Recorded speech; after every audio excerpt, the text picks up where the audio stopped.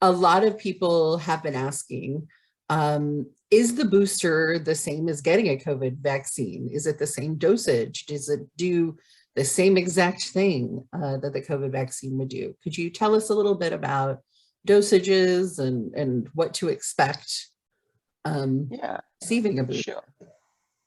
So this is actually this information from the CDC, and this gives you a good representation of the 3 different vaccines and what the booster dose recommendations are and the type of booster dose. So as you can see, for example, on the top line over here is the Pfizer vaccine, which is for children 5 to 11 years old.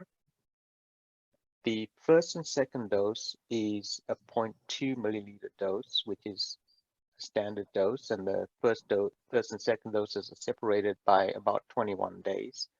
The booster dose is not recommended in this case for children 5 to 11. It hasn't been out long enough to determine whether booster dose is necessary at this time. If you look at the Pfizer for 12 years and older, the initial first 2 series is a 0.3 milliliter dose, and the booster dose is the same dose as the first and second doses. So the Pfizer BioNTech, same dose. The Moderna is the one that does have a difference in the dosing. So the doses 1 and 2 are 0.5 milliliter, but the booster dose of the Moderna vaccine, as you can see with the red line here, is half of the regular dose. So it's a 0.25 milliliter dose.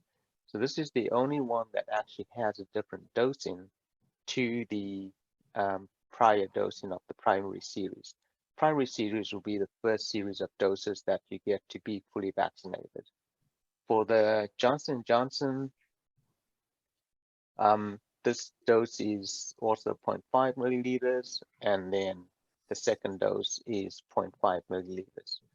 So I might add, whilst I'm here, you can see that in some of these, they have dose 3 listed as well. Now, in terms of dose 3, these are for certain conditions that initially did require 3 doses of these vaccines. These would be patients that may be immune compromised or have conditions that reduce the immunity anyway. And so it was recommended that in these cases, there would be a 3rd dose. And then for these cases, the booster dose would in fact be dose number 4.